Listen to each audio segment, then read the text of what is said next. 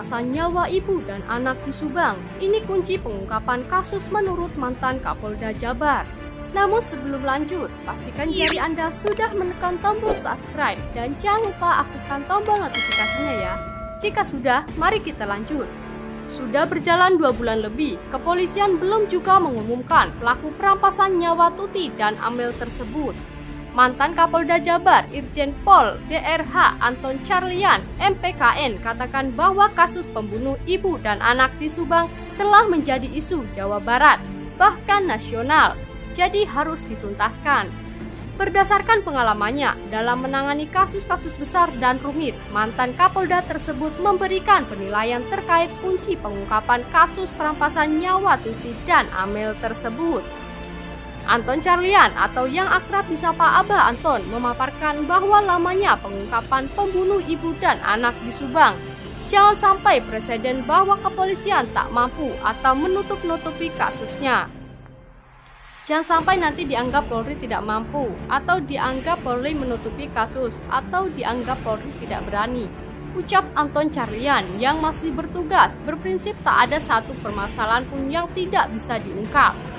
Hal tersebut dikemukakan Abah Anton dalam wawancara dengan Des Jabar di Tasikmalaya, Kamis 28 Oktober 2021. Anton Carlyan yang juga mantan Kadif Humas Polri pernah sukses tangani 2 kasus besar yang menjadi isu nasional bahkan internasional, yakni pembunuhan aktivis buruh Marsinas di Jawa Timur dan aktivis Munir. Berdasarkan pengalamannya dalam menyelesaikan satu kasus rumit, Anton Carlyan mengungkapkan, kunci pengungkapan kasus pembunuh ibu dan anak di Subang ialah penyidik harus ulet, serius, dan harus berdasarkan scientific crime investigation.